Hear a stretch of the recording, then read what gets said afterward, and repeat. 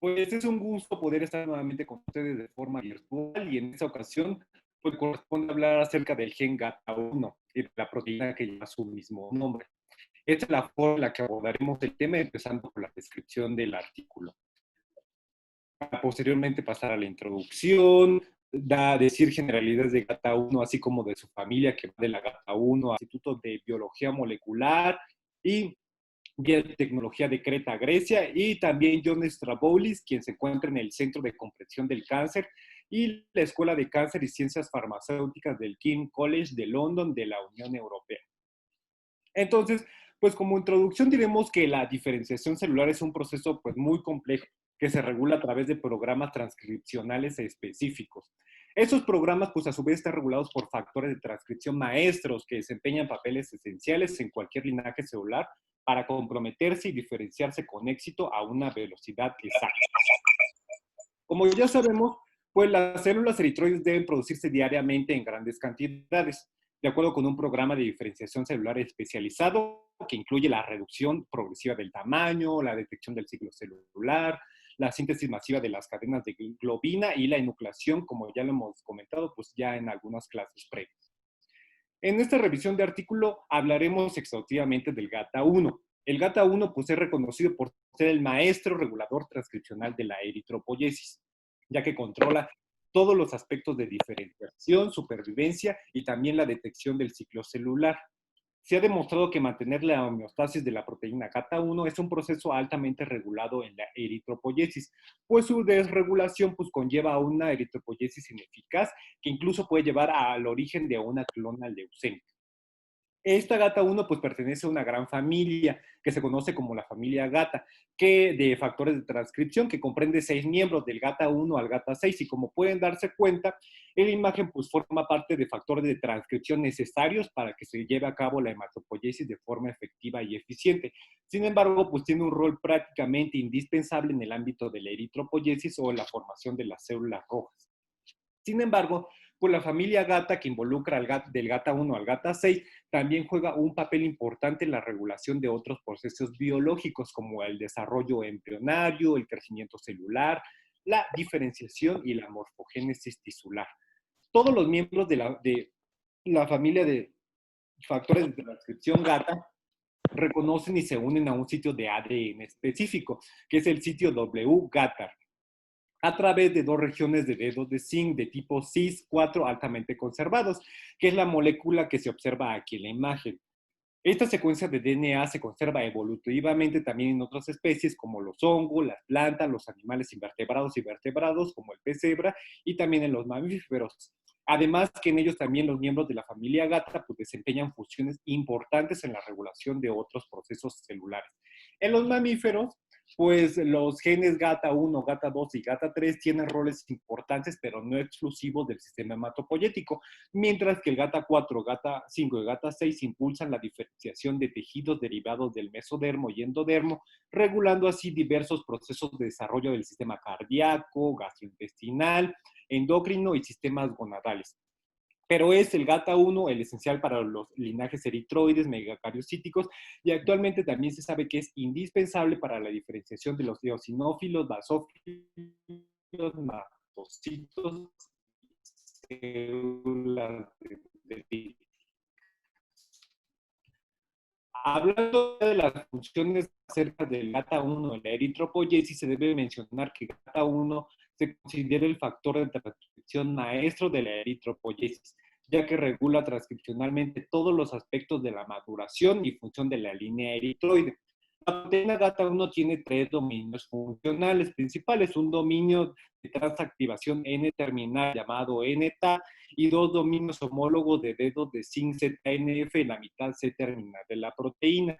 El dominio C de los dedos de zinc es el que se une al DNA y el dominio que la desactivación de este gen GATA1 en el ratón produce una letalidad embrionaria alrededor del día embrionario 10.5 al 11.5 debido a anemia severa, con células sometidas a apoptosis en la etapa proeritroblástica, puesto que este es el gen regulador de los demás genes eritroides conocidos, incluyendo aquellos que regulan la expresión de la globina, también regula la biosíntesis del hemo y los genes de la membrana, incluso de los glóbulos rojos. Otras funciones también del GATA1 incluyen la activación de los genes involucrados en la autofagia y funciones lisosómicas durante la maduración de las células eritroides. También promueve la proliferación temprana de eritroblastos, permitiendo así la maduración de las células eritroides. Regulan positivamente los genes involucrados en la regulación del ciclo celular, como GF11B, CDC6 y P21, que viene siendo la dinasa dependiente de ciclina 1A.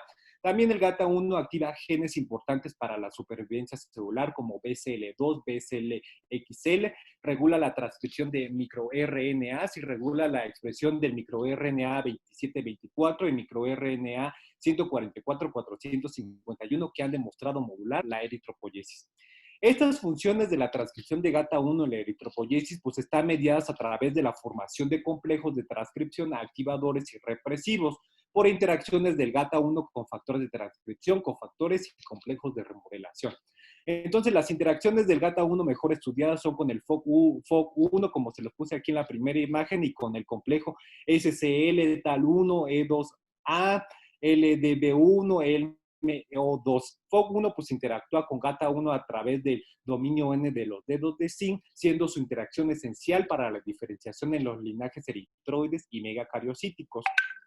Otro complejo de transcripción crítico en la eritropoyesis es el llamado complejo pentamérico, que incluye los factores SCL tal 1, E2A, LBD1 y LMO2, que están asociados con la activación transcripcional, el cual une a GATA-E-Box con un canting unido por SCL tal 1, como pueden ver aquí. También LMO2 sirve como un puente entre SCL1 tal 1 y GATA2, mientras que el LDB1 se asocia con LMO2 y es capaz de autosociarse a través de su dominio N terminal. Entonces, pues GATA1 se encuentra en el cromosoma X y está compuesto por 6 exones distribuidos en 8 kilobases. El exón 1 no codifica y el exón 2, si se dan cuenta, contiene el codón de inicio para la proteína GATA1 de longitud completa, porque la pequeña no la contiene. Y los códigos de los exones 4 y 5 contienen los codones de inicio para los dos dominios de los dedos de zinc. Al igual, este gen GATA1 pues comprende dos promotores específicos de tejido. El promotor distal que impulsa la expresión del gen GATA1 en las células de Sertoli de los testículos, mientras que el promotor que dirige la expresión de GATA1 en células hematopoyéticas. La regulación transcripcional de GATA1 en células hematopoyéticas también es coordinada por regiones reguladoras. Está agrupada dentro de 3 sitios hipersensibles de DN 6 kilobases por encima del exón 1 eritroide, que es la zona hipersensible número 1. La zona hipersensible número 2, que les puse aquí en el círculo amarillo, pues corresponde a la región putativa del promotor 1E, GATA1, y contiene el sitio GATA doble palindrómico. Y por último, la zona HS3 o la zona hipersensible 3 es que está ubicada en el intro 1. Pero ¿qué importancia tiene conocer estas 3 situaciones de las 3 zonas hipersensibles? Pues la importancia radica en que la expresión regulada de GATA1 en la hematopoiesis implica la contribución diferencial de esos elementos reguladores cis, y por lo tanto en el linaje megacariocítico la expresión de GATA1 requiere la región HS1 extendida, mientras que la expresión eritroide solo son necesarios los primeros 62 pares de bases de la región hipersensible 1. En los eosinófilos la expresión de GATA1 es independiente del HS1, pero requiere la fracción GATA que está presente en la HS2. Entonces, si se dan cuenta, para que se transcriba y se diferencien las diversas estirpes celulares, no se necesita todo el gen, sino que se requiere de la participación de estas distintas áreas de regiones hipersensibles. Estos niveles de expresión de GATA1 también fluctúan en los diversos estadios de diferenciación. Pues se ha observado que el ARN mensajero de GATA1 se expresa a niveles bajos en progenitores tempranos y alcanzan un máximo antes de la etapa de proeritroblastos. Y después, posteriormente, pues van disminuyendo gradualmente hacia el estadio final de maduración de las células eritroides. Aquí en esta figura, pues podemos ver los niveles de proteína GATA1 durante la diferenciación eritroide-murina a través de un análisis de citometría de flujo intracelular que reporta la expresión de la proteína GATA1 en tejidos fetales y adultos de ratones. Aquí en este estudio, pues 1 millón de células se tiñeron con un anticuerpo TER TER-119PE para los tejidos fetales y un cóctel kit PS7 y TER-119PE para los tejidos adultos. Y pues en esta gráfica de puntos pues se ve cómo la expresión de GATA1 está presente tanto en la etapa fetal como también en los tejidos humanos. Entonces, pues la traducción del ARN mensajero de GATA1 en las células eritroides da lugar también a la producción de dosis o formas de proteínas como resultado de la utilización de codones de inicio. Uno en el exón 2 que da lugar a GATA1 de longitud completa que codifica una proteína de 400 de 413 aminoácidos y un segundo exón 3 que da lugar a una isoforma más corta que es la proteína GATA S que carece de los 83 aminoácidos terminales N que abarca el llamado dominio de transcripción N-TAL. Esta traducción del ARN mensajero de GATA1 para la proteína GATA1 de longitud completa está altamente regulado en las células eritroides y se ha visto que sus interrupciones de estos mecanismos conllevan a una eritropoiesis ineficaz. Una vez que ya se sintetiza esa proteína GATA1, como les acabo de mencionar, puede sufrir diversas modificaciones post-traduccionales también y con ello tener diferentes acciones dentro. Estas acciones pues incluyen la fosforilación, la acetilación, la sumulación y también la ubiquitinación. La fosforilación pues ocurre en 7 residuos de serina. La fosforilación S310 ubicada cerca del dominio C de los dedos de zinc GATA1 es específica de la línea eritroide y esta fosforilación es la que está relacionada con mayor supervivencia para una mayor expresión del gen antiapoptótico BCL-CXL. También el GATA1 se acetila. Se acetila por la histona acetiltransferasa CBP P300 en residuos de lisina y es esta acetilación la que conlleva la diferenciación eritroide terminal. Y la combinación de la fosforilación y acetilación de GATA1 señala la degradación de GATA1 por la proteína que involucra la chaperona HSP27 y de esta manera pues, regula las modificaciones tradicionales y controla la actividad de GATA1 en respuesta a las señales de eritropoiesis. También se ha demostrado que la proteína GATA1 de esta acción sigue siendo contradictorio, pero pues de tal manera pues parece agregar otra capa a la vía de la regulación de la actividad del GATA1.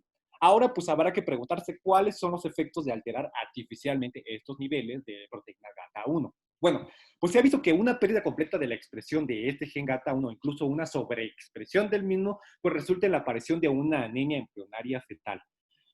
Diversos autores pues, han generado modelos de ratones con caída de la expresión GATA1 tanto al 5 como al 20%. Los embriones hemocigóticos masculinos de GATA1 murieron de anemia severa entre los días de la edad embrionaria 11.5 y 12.5, lo que sugiere que la expresión al 5% de GATA1 pues, no es suficiente para apoyar la eritropoiesis primitiva. Sin embargo, pues este 5% de la expresión de GATA1 sí fue suficiente para mantener la expresión del gen antiapoptótico BCL-XL, protegiendo hacia las células de la muerte celular programada apoptótica. Entonces, es por eso que a diferencia de los ratones machos, los ratones hembras heterocigotos desarrollaron grados perinatales de anemia transitoria entre los 3 a 6 meses, pero con frecuencia también a una edad más tardía desarrollaron una eritroleucemia. Y curiosamente también los ratones más viejos también desarrollaron una leucemia de células B CD19 positivo a través pues, de un mecanismo leucemogénico que aún no se conoce. La segunda cepa de ratón que se creó fue una cepa GATA1 que se redujo la expresión del mismo a un 20%. Y se vio que la mayoría de los ratones machos morían de anemia en etapas tempranas embrionarias que van de los días 13.5 y 14.5.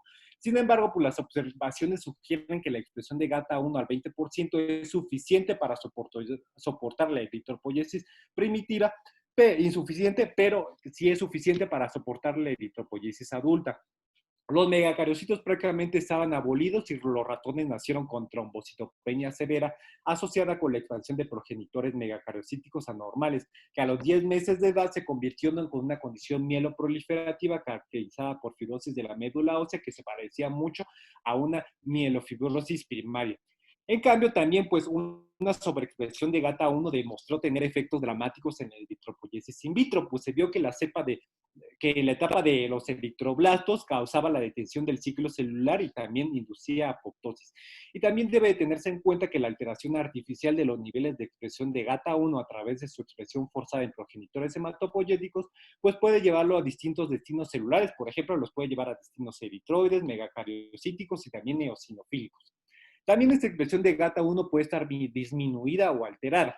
Para ello, pues se han descrito tres mecanismos que conllevan a niveles reducidos de proteína GATA1 en la eritropoyesis ineficaz.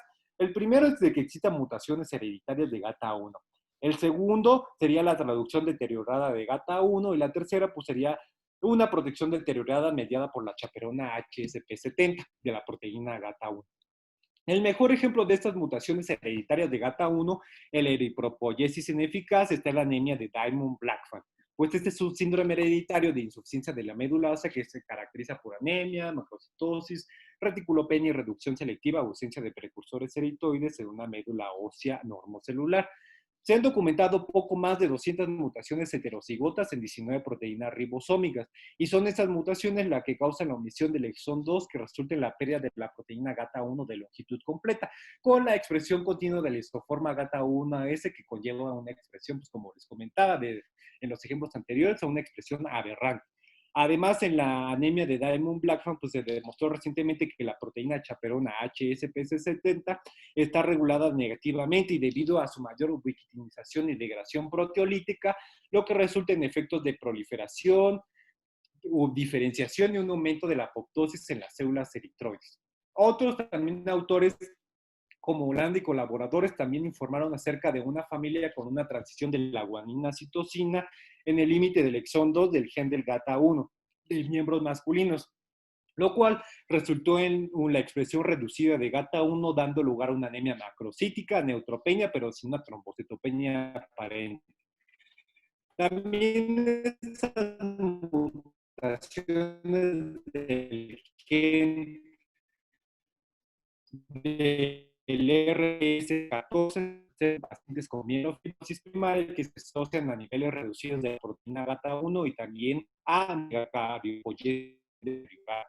La proteína GATA1 normalmente está protegida de la excesión mediada por caspase en las primeras etapas de la diferenciación celular eritroide hasta 70. Este mecanismo de protección que es del GATA1 parece hematológicos que se manifiesta con una eritropoyesis ineficaz, como es en los síndromes mielodisplásicos y también en la anemia de Diamond-Blackfan. También es en estos síndromes mielodisplásicos donde se demostró que la proteína nuclear GATA1 fue significativamente menor debido a una localización aberrante de la chaperona en el citoplasma, lo que explica el bloqueo de la diferenciación eritroide en estos síndromes mielodisplásicos. Esta protección mediada por la chaperona HSP70 de GATA1 también se ve interrumpida en la beta-talasemia, que se manifiesta con una eritropoyesis ineficaz, pues se demostró que los eritroblastos beta-talasémicos humanos también secuestran la chaperona HSP70 en el citoplasma, dando como resultado una regulación negativa muy significativa. Pero también, curiosamente, se altera la producción eritropoyética en presencia de una inflamación subyacente, que es la llamada anemia de inflamación o anemia de enfermedad crónica, que bien sabemos que esta es causada también por un aumento de los niveles de la interleucina 6 de la hepcidina, con la posterior inhibición de la absorción de hierro, que finalmente resulta en una reducción de la eritropoyesis. Pero sin embargo, pues también se ha demostrado que las propias moléculas inflamatorias, es decir, el factor necrosis tumoral alfa, la interleucina 6, el interferón gamma, también inducen un defecto eritroide en las células. Este mecanismo molecular, pues consiste en una regulación negativa de los niveles del ARN mensajero y de la proteína GATA1 que le confiere la capacidad de unión al DNA disminuida, dependiente del protosioma del GATA1 y una modificación posttranscripcional del GATA1. Entonces, pues ya por último les dejé unos puntos clave pues, para recordar y para llevar a casa. Entonces hay que recordar que los niveles de proteína GATA1 pues, se van a ajustar de forma muy compleja y fina, dado que es un mecanismo clave para regular la eritropoyesis. Se requieren altos niveles de proteína GATA1 en las primeras etapas de la eritropoyesis, dependientes de eritropoyetina para proporcionar funciones de supervivencia celular, además de activar el programa de transcripción eritrodees. Estos niveles pues, van a ir disminuyendo conforme se va dando la diferenciación celular hasta que el GATA1 llega a su nivel mínimo ya al final de la etapa de maduración. Los niveles adecuados de esta proteína GATA1 en las primeras etapas de diferenciación eritroide están asegurados por la traducción eficiente del ARN mensajero de GATA1 y su protección contra la escisión por la capasa 3 es dada por la proteína chaperona HSPC70. Los niveles de la proteína GATA1 también afectan las decisiones del vecino celular, como lo demuestra la reprogramación de los progenitores mieloides hacia los vecinos megacariocíticos y también la sobreexpresión del GATA1. Y aparte las mutaciones genéticas que afectan al GATA1, los defectos de los diferentes puntos de control reguladores para la expresión fisiológica del GATA1, también pues desempeñan un papel clave en la fisiopatología de las enfermedades hepatológicas asociadas con una eritropoyesis ineficiente. Y para concluir, pues se ha visto que ya con el advenimiento de todas estas tecnologías novedosas, imparciales, pues se ha podido obtener una comprensión mucho mejor de los mecanismos reguladores del gen GATA1 y también pues, de su cascada, de toda su regulación, tanto en animales también como en seres humanos. Entonces, pues este conocimiento recién adquirido, pues va, ojalá y ayuda al desarrollo de nuevas terapias dirigidas a la restauración de la desregulación del GATA1 para el tratamiento de la eritropoyesis, también de la anemia que se presenta en la enfermedad hematológica de nosotros, los seres humanos. Entonces, pues fue pues, un tema bastante complejo. Pues con gusto les podría repetir algunas situaciones o con gusto les puedo pasar mi presentación. Pues, artículo pues, es relativamente fácil de encontrar, está en el buscador y se puede también descargar de forma gratuita. Y pues si tienen alguna duda, pues me gustaría que me la dijeran y para poderse decir, para volvérselas a explicar o lo que guste.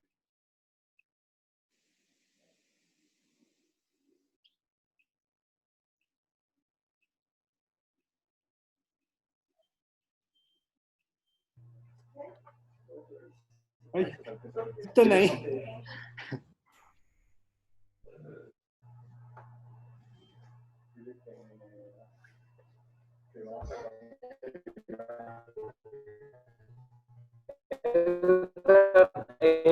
No hay duda acerca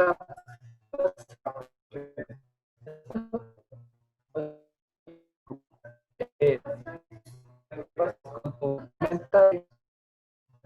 Ok, claro. Bueno, de mi comentario cultural, yo les voy a hablar acerca de la Huasteca. Pues esta es una región que abarca pues prácticamente Patrón de Tamaulipas. Y pues es una zona tan grande que incluso puede formarse un estado con esas regiones. Actualmente, gracias al advenimiento del Internet y otras tecnologías, pues ha sido ya más anunciada esta región. Sin embargo, pues hace 10 años prácticamente era un área prácticamente desconocida, incluso para los mexicanos y, como no, pues prácticamente también pues para las demás personas. Es un área pues, que se caracteriza por su clima tropical, con áreas de bosques densos, donde la temperatura puede alcanzar fácilmente los 40 grados centígrados. Incluso en Huejutla de Reyes Hidalgo se tiene récord nacional por ser el área más calurosa del país, sintiéndose incluso sensaciones térmicas por encima de los 50 grados centígrados. Y si lo buscan en internet, incluso dicen que han alcanzado las sensaciones térmicas de hasta los 69 grados. Entonces, el hospital donde yo realicé mi servicio social fue el Hospital Regional de la Huasteca, que queda a más de 200 kilómetros de Pachuca. Incluso llegar hasta ese hospital es un gran reto porque hay que atravesar toda la Sierra Madre Oriental y llegando allá, pues prácticamente el calor es un poco insoportable y más a una persona que está realmente acostumbrada al frío de Pachuca. Sin embargo, pues en esta región de la Huasteca pues podemos encontrar lugares maravillosos como la cascada del Tamul, las cascadas de Tamazopo, Puente de Dios, el sótano de las golondrinas y el castillo de Edward James, que es prácticamente un castillo surrealista, único en el país y también único en el mundo. La comida pues también es muy deliciosa, si algún día viajan para allá, pues les recomendaría que solicitaran el platillo huasteco que consta de enchiladas con 3 tipos de salsas, cecina y frijoles. Entonces, pues si ya después pasando esta situación de esta pandemia, pues si tienen algún chance, pueden ir a la Huasteca hidalguense potosina, pero siempre recordando pues que tiene récord nacional de la sensación térmica que va incluso hasta los 69 grados.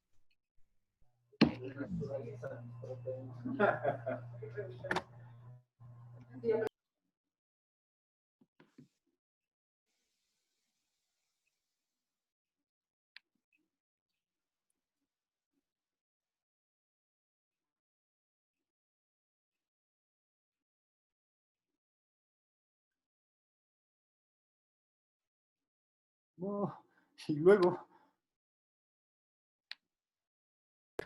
¿Qué va el marino?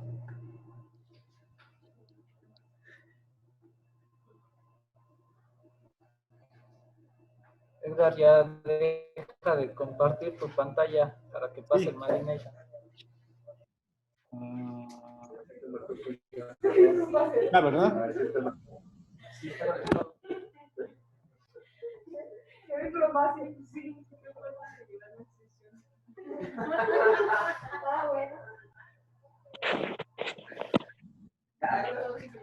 No, no está. Es que todavía no puedo compartir. ¿No? ¿Por qué tanto eco? Ay, se apagan sin micrófono.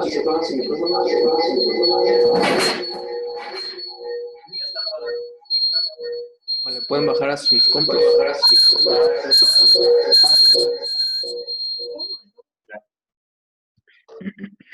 Ya me tocaba.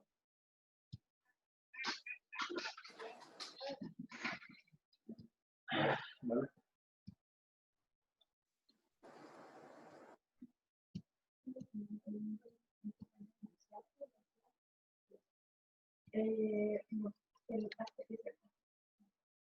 Bueno, entonces continuando con... ¿No se escucha eco? No. ¿Se escucha bien, doctor Marito? Sí. Ah, ok. Saludos.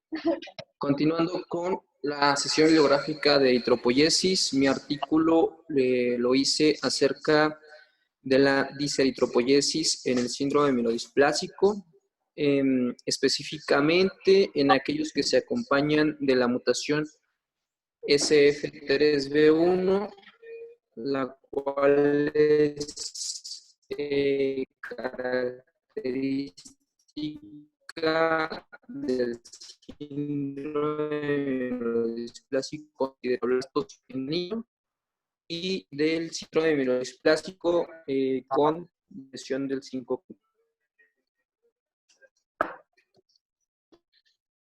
La investigadora principal, no encontré una foto de ella, es la doctora Karine Lefebvre. Ella es investigadora en el Instituto Francés de Investigación Médica y con su autoría. Entonces, recordando un poquito acerca de cómo se sintetizan las proteínas.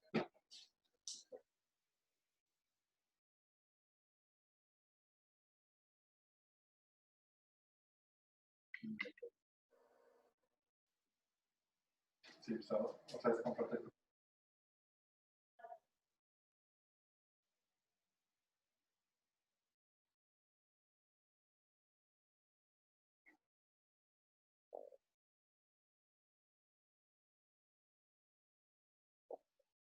Estamos hablando acerca de cómo se sintetizan las proteínas. Entonces, tenemos que de una cadena de ADN se va a transcribir para formar ARN mensajero, el cual posteriormente tiene que abandonar el núcleo de la célula para llegar a los ribosomas y pues los ribosomas traducen este ARN mensajero para formar proteínas. Sin embargo, sabemos que dentro del ARN mensajero, como nos han explicado en las clases de biología molecular, hay porciones de ARN ¿cómo se llama? Que se expresan y porciones que no se expresan. Las porciones de ARN mensajero que se llegan a expresar se conocen como exones, mientras que las porciones que no se expresan se conocen como intrones. Entonces, existe un mecanismo dentro del núcleo celular, el cual elimina los intrones para que únicamente se queden los exones en el ARN mensajero. Este mecanismo pues es un empalmosoma. Este empalmosoma está constituido por varias proteínas, son en total, es un complejo de 5 proteínas y la función pues es precisamente eliminar las partes del ARN mensajero que no se expresan. Por ejemplo, aquí tenemos una hebra de ARN mensajero Vemos aquí que tiene sus porciones de exones y todo esto blanquito correspondería a las porciones de los intrones. Esos intrones tienen que ser eliminados antes de que el ARN mensajero abandone el núcleo y de esto se encarga el empalmosoma. Vemos cómo lo empalma y posteriormente lo corta.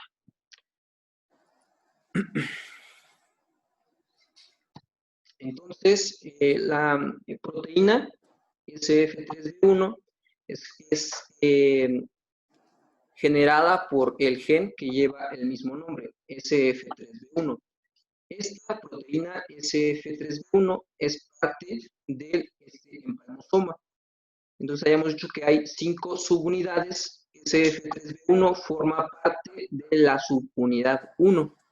¿Sí? Entonces, aquí en esta imagen tenemos un empalmosoma que se encuentra funcionando de una manera normal, por lo cual hay una transcripción normal y hay una síntesis de proteínas normales.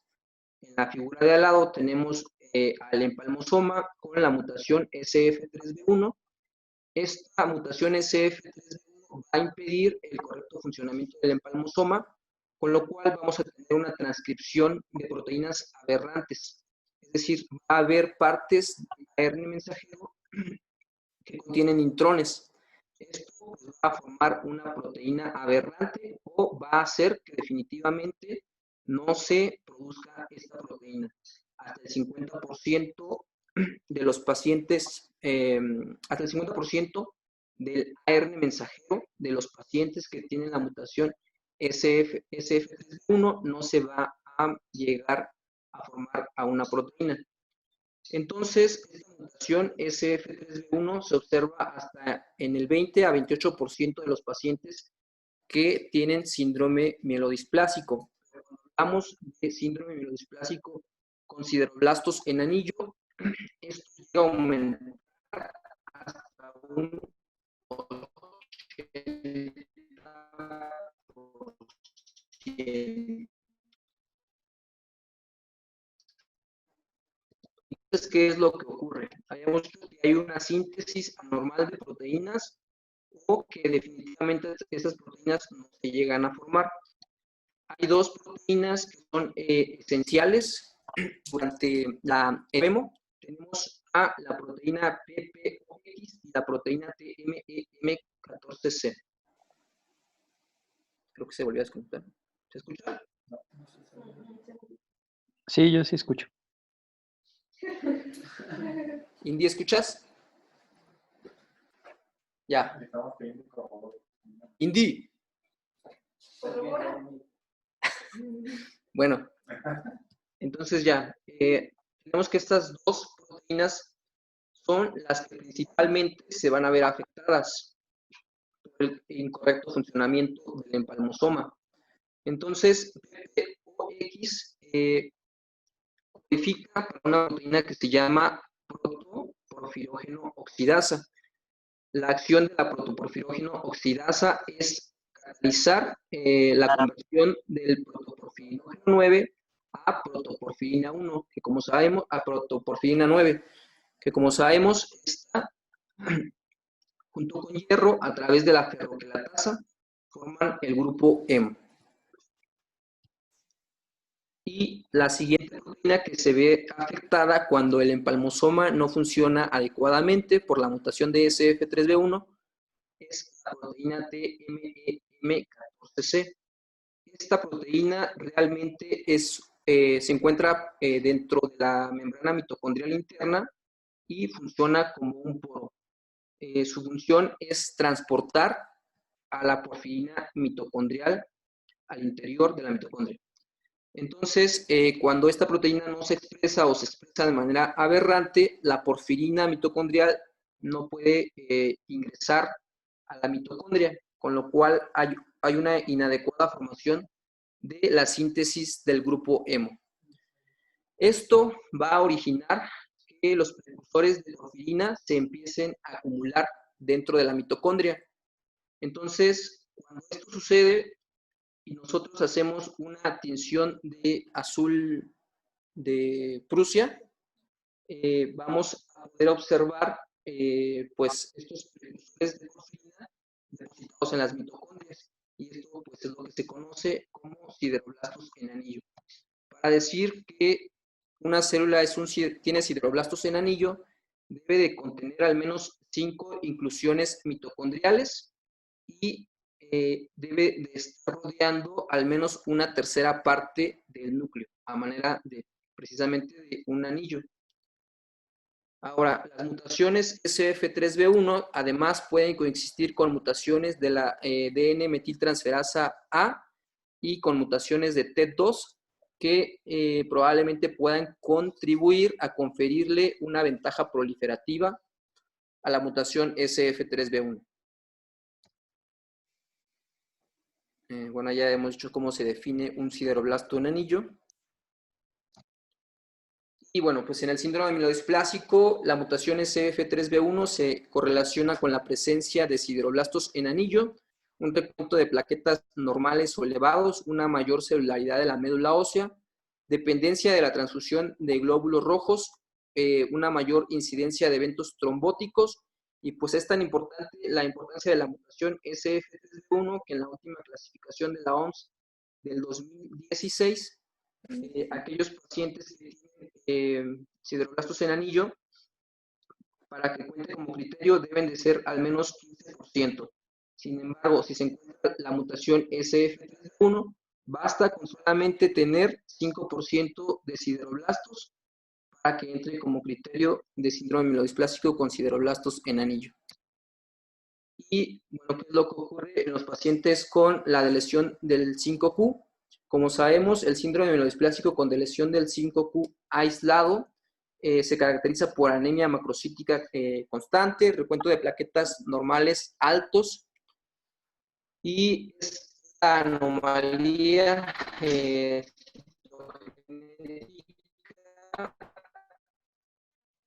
más por cariotipo convencional en hasta 9 al 14% de los casos. Y bueno, ¿qué es lo que ocurre cuando hay una deleción del 5Q? Específicamente se delesiona el locus 32 para encontrar 40 genes. De estos 40 genes, 33 van a ser esenciales para la célula madre hematopoyética. Cuando estos genes pues, se encuentran eliminados, pues no se van a poder expresar o se van a subexpresar. Dentro de estos, otra vez de marca de colección inestable. Dentro de estos genes que se subexpresan, los más importantes es el gen RPS14 y el gen CSNK1-alfa. Estos van a producir proteínas como la proteína ribosómica 14 y la caseína quinasa 1-alfa. ¿Y pues de qué se encargan estas proteínas? RPS14 es un componente de los ribosomas, específicamente codifica para la subunidad 40 de Denver. Y bueno, la subexpresión de RPS14 deteriora pues la actividad de los ribosomas, como sería fácil suponerlo. Cuando la actividad de los ribosomas se encuentran disminuidos, esto va a ser un estímulo para que se active la vía P53. Sabemos que la activación de la vía P53 induce apoptosis en las células.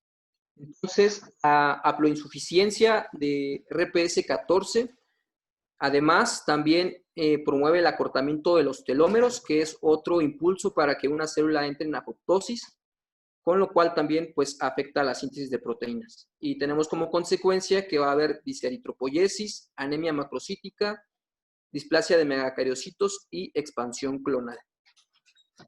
La proteína caseína quinasa 1-alfa es un gen supresor de tumores, ya se ha identificado de esta manera. Tenemos aquí pues un cromosoma con sus dos caseínas quinasa alfa que van a estar codificando.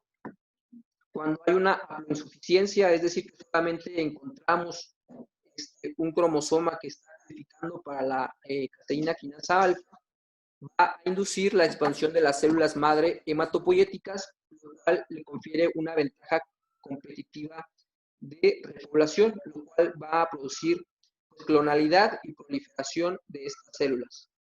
La inhibición de esta caseína quinasa alfa va a llevar a la célula a apoptosis. Y pues este sería el principal mecanismo de acción de la lenalidomida, la cual, bueno, pues induce la ubiquitinización de la caseína quinasa 1 alfa para poder llevar a estas células hacia apoptosis y que no se sigan proliferando.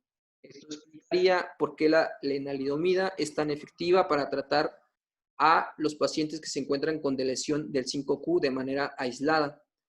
Y bueno, pues aquí tenemos el mecanismo de acción de la lenalidomida, tenemos la caseína quinasa 1 alfa y tenemos un complejo de ubiquitinización formada por 5 proteínas.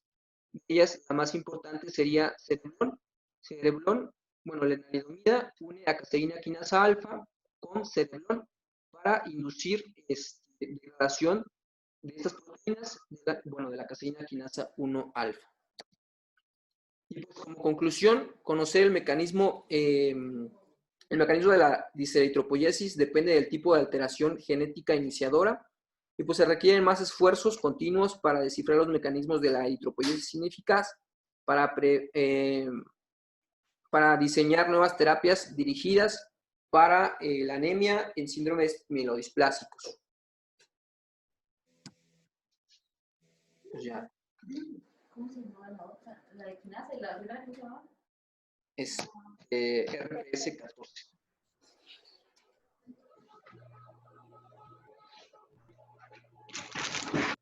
¿Dudas? Dudas. Oh, en la oficina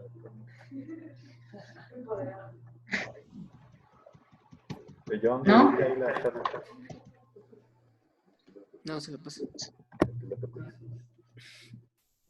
¿Alguna duda de lo que comentó Marina?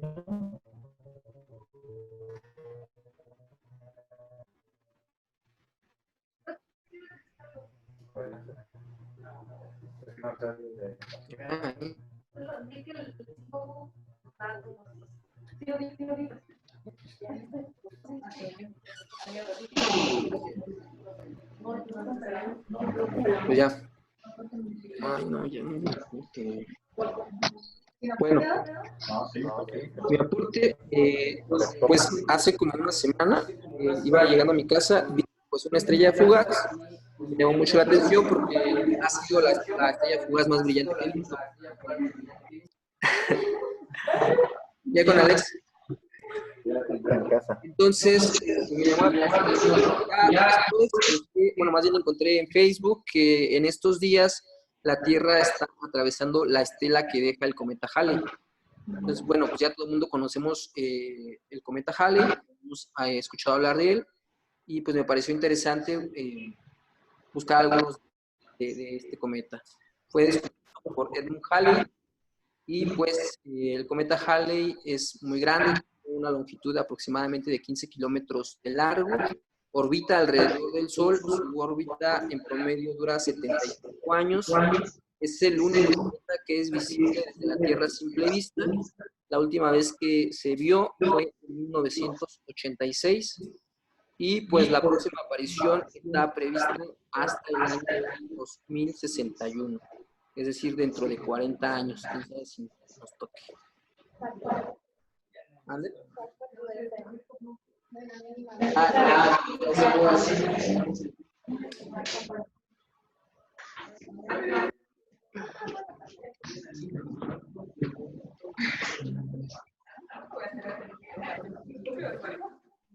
Ya. Voy. Ay.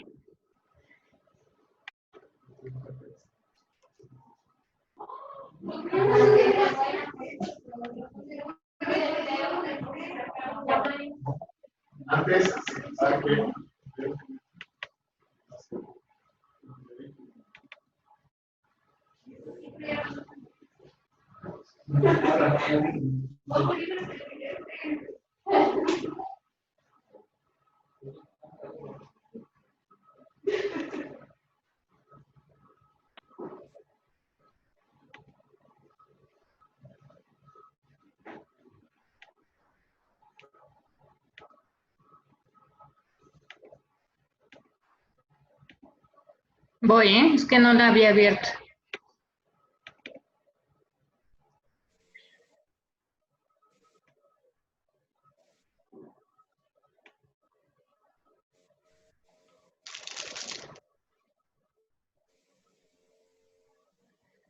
Bueno.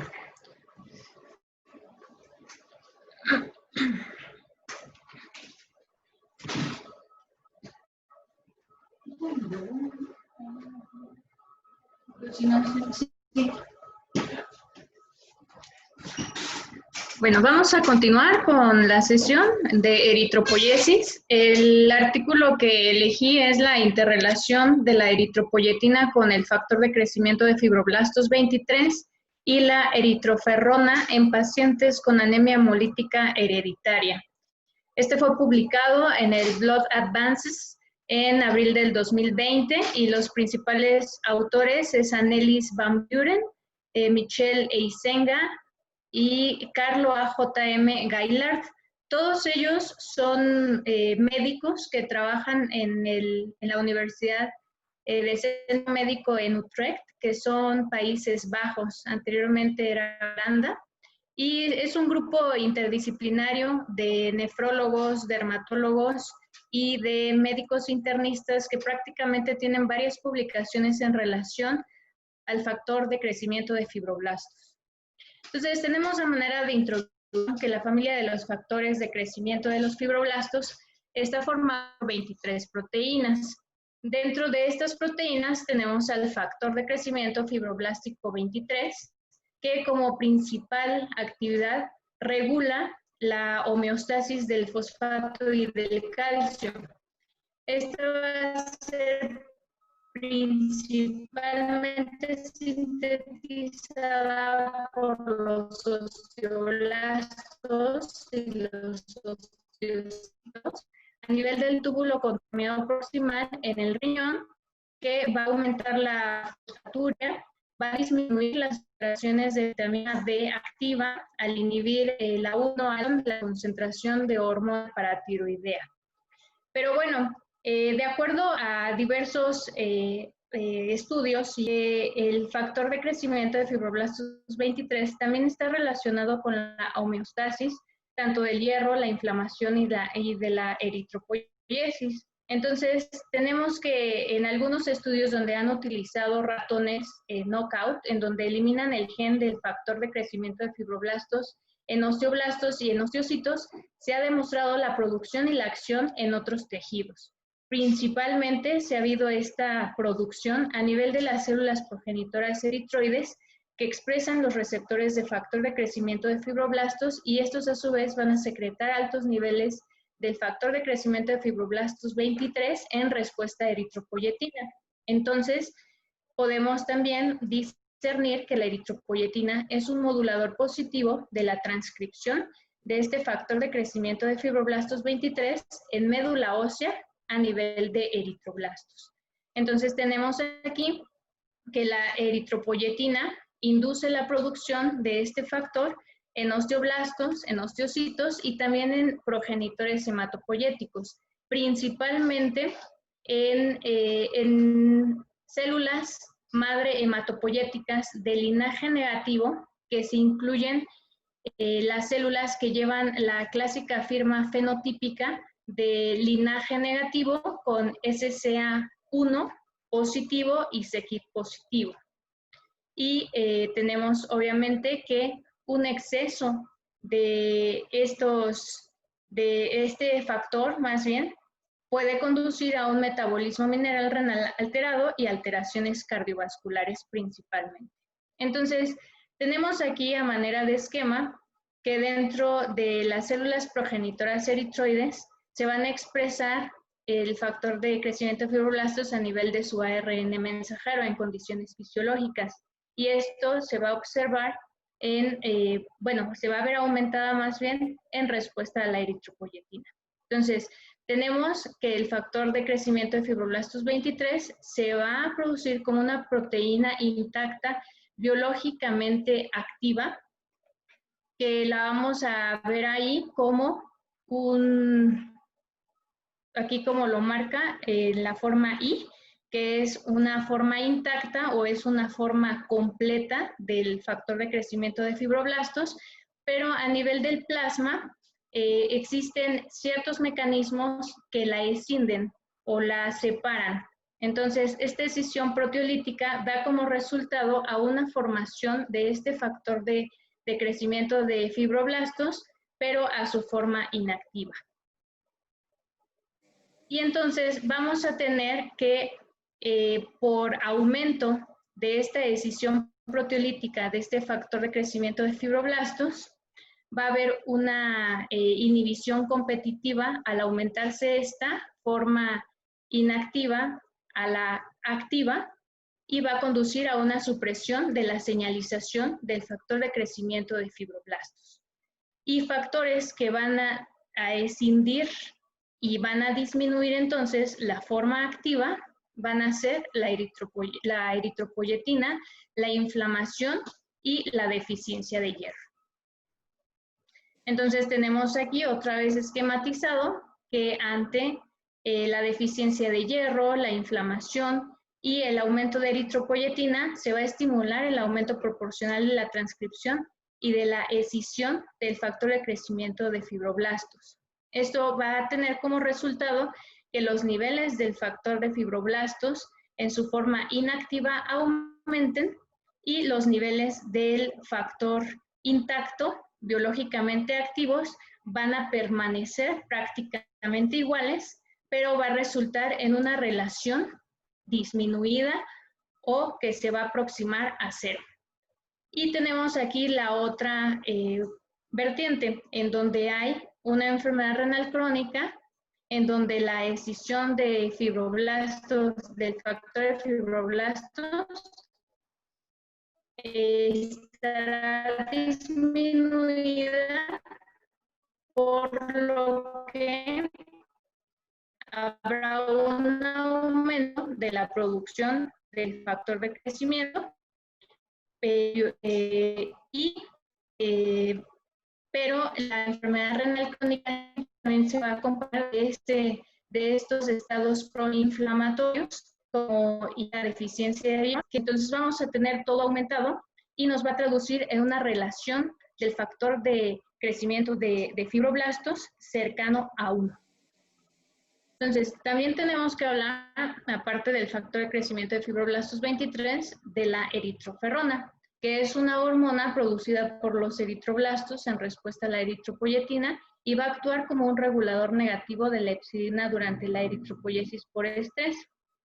Ya sabemos que a nivel del hepatocito vamos a tener en su forma de membrana la transferrina, y la transferrina pues se va a saturar por 2 moléculas de hierro en su estado férrico. Cuando estas se saturan, obviamente se van a unir a lo que viene siendo el receptor transmembrana HFE, que a su vez forma el complejo de BMP6, que es una proteína morfogenética ósea. Esto a su vez cuando está unido, ya que está saturada los receptores de transferrina, van a activar a su parte ALK3, que por vía SMAD van a transcribir la hepcidina. Aquí tenemos que la eritroferrona va a ser como una trampa de la fosforilación para SMAD y entonces va a impedir la transcripción de la hepcidina. Entonces, como objetivos del estudio, es esperado que ante la expresión de eritroferrona se vea aumentada, pues, porque en las anemias hereditarias existe una eritropoyesis ineficaz, es decir, hay niveles elevados de eritropoyetina. Entonces, con esto se espera que también los niveles de eritroferrona aumenten, puesto que hay un estrés eritropoyético. Sin embargo, en este estudio, su hipótesis es ver si la eritroferrona interfiere o se correlaciona en la señalización de eritropoyetina y del factor de crecimiento de fibroblastos 23. También tenemos aquí que como vías de inflamación existen varios mediadores que en un estado de inflamación sistémica van a aumentar la producción y la escisión del factor de crecimiento de fibroblastos 23. Tenemos entre estos mediadores, pues, el aumento de la vitamina D en su forma activa, de ciertos inhibidores de la transcripción de factores de fibroblastos 23. También tenemos el aumento de la hepcidina, que ya hablamos de esto, que a su vez va a conllevar a una deficiencia funcional del hierro. También una resorción ósea aumentada que va a liberar el calcio y el fosfato, y también niveles aumentados de paratohormona, que todo a su vez van a aumentar estos niveles de factor de crecimiento de fibroblastos. Entonces tenemos aquí el estudio CEBRE, que se llevó a cabo en el Centro Médico de la Universidad de Utrecht, en los Países Bajos. Es un estudio observacional transversal en donde se tomaron en cuenta 100 pacientes, 90 tenían algún tipo de anemia hemolítica congénita no inmune rara, en donde donde englobaban la anemia de células falciformes, la talasemia, la deficiencia de piruvato sinasa, la deficiencia de glucosa 6-fosfato deshidrogenasa y la esferocitosis. Y también se tomaron en cuenta 10 personas sanas como controles. Tenemos aquí las características demográficas del estudio, en donde prácticamente vemos ahí en las columnas que tenemos a la esferocitosis hereditaria, la deficiencia del piruvato sinasa, la anemia por células falciformes, beta-talasemia y otras. Estas otras eran otras formas de anemias hemolíticas, como la geroncitosis hereditaria mutada, otras hemoglobinurias, otras enzimopatías, pues ya no comentaron cuáles eran. Sin embargo, aquí vieron pues, varios biológicos que tienen relación con la eritropoiesis, la hemoral y el metabolismo del fosfato y del calcio. Entonces, ¿qué hicieron? Bueno, midieron niveles séricos del factor de crecimiento de fibroblastos 23 y sus conformaciones activas e inactivas por ELISA, en donde detectaron el factor de crecimiento de fibroblastos 23 total, tanto la proteína intacta, que era su forma completa, y detectaba también los fragmentos proteolíticos, tanto en su forma terminal C o N. Y también tuvieron la detección por ELISA únicamente de la molécula de factor de crecimiento de fibroblastos, pero completa o intacta. También se midieron todas esas interleucinas y quimiosinas. Y como metodología del estudio, pues para las correlaciones entre las variables se determinaron por análisis de regresión lineal. Para las pruebas paramétricas se utilizó el bootstrapping. La significancia estadística pues la determinaron con una P significativa, y el análisis estadístico utilizaron el IBM-SPSS.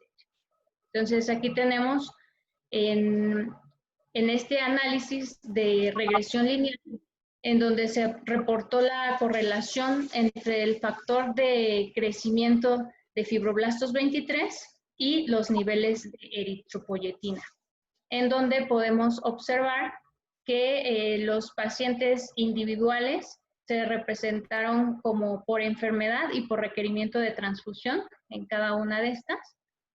Y tenemos entonces aquí que en el eje de las X tenemos a la variable independiente del nivel de la eritropoyetina, y en el eje de las Y tenemos como variable dependiente al total del factor de crecimiento de fibroblastos 23.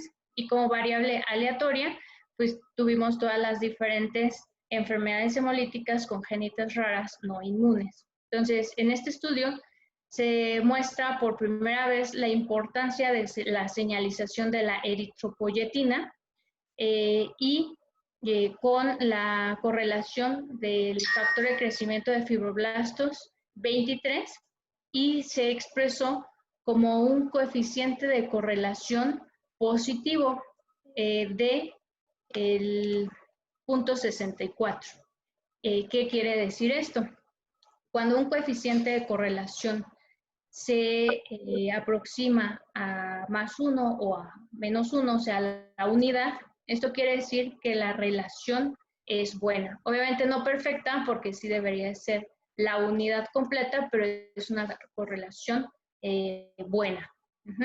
Entonces, si se dan cuenta aquí, tenemos que el resultado fue 0.64 de todas las anemias hemolíticas estudiadas, en donde la línea que podemos ver aquí mayormente negra muestra la regresión lineal, la correlación, el coeficiente de correlación, y aquí punteadas pues es el intervalo de confianza. Y también aquí se pudo observar que el factor de crecimiento de fibroblastos 23 total fue mayor su expresión, sobre todo en las anemias de células falciformes, a comparación de todas las demás anemias hemolíticas.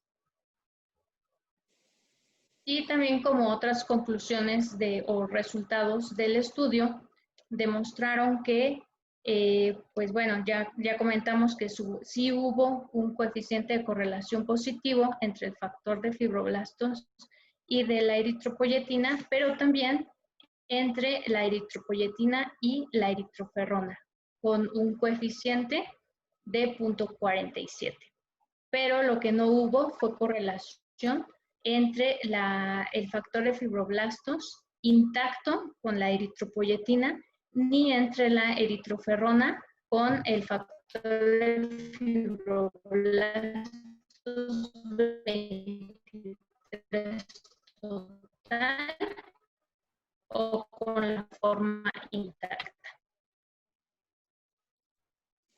Entonces, como conclusión, tenemos que la eritroferrona no tiene interrelación con el factor de crecimiento de fibroblastos 23 y de eritropoyetina, pero gracias a estos resultados, pues ya se abren otras líneas de investigación de estos mismos autores que potencialmente nuevos para mejorar la eritropoyesis ineficaz, sobre todo, sí. Pero bueno, ya había terminado. Y como aporte cultural, tenemos que... Ay, perdón.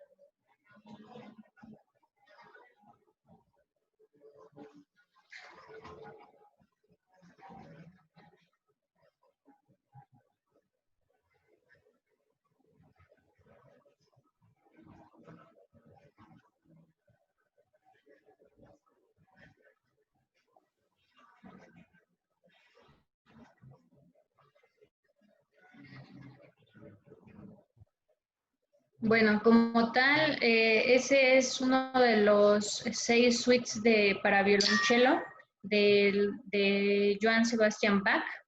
Y prácticamente fue, ahora sí que compuesto entre 1717 y 1723.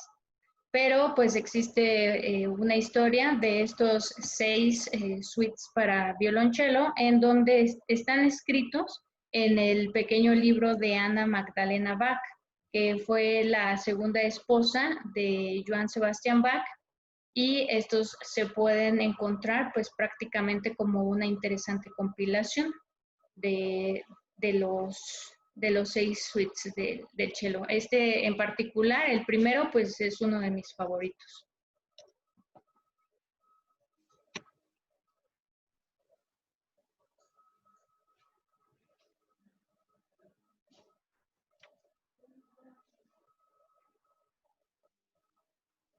Muy bien, Karen. Oye, una pregunta nada más. Entonces, Mande. ¿tú pudieras describir qué utilidad clínica tendría la detección de ese factor de crecimiento 23? ¿O si la hay o no?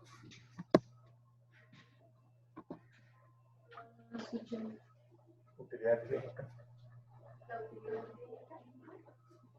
¿O solo era para correlacionar con la eritropoyetina? Pero tienes que decirlo. Sobre todo.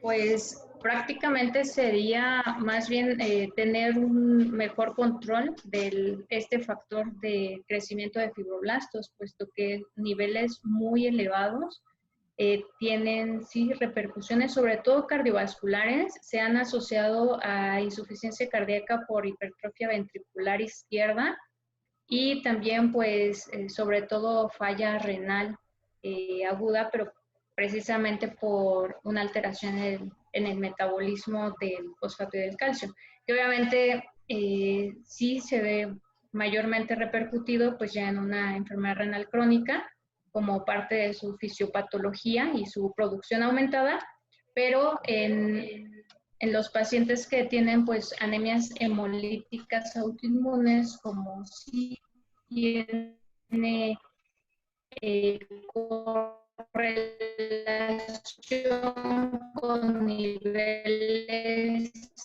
elevados y uno de los estimulantes de su producción, pues tendríamos que medirlo como para algún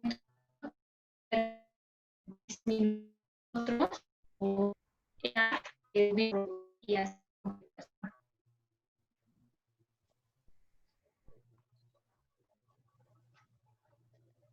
Si alguien quiera comentar algo.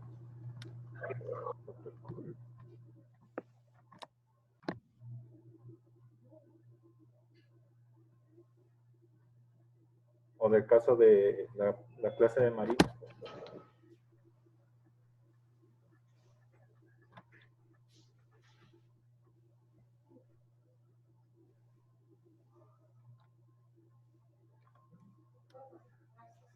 ¿No? ¿Ustedes? ¿Nada? Bueno.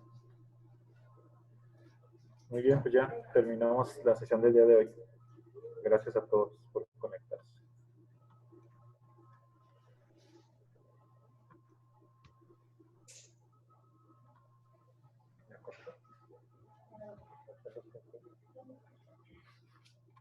Eso es.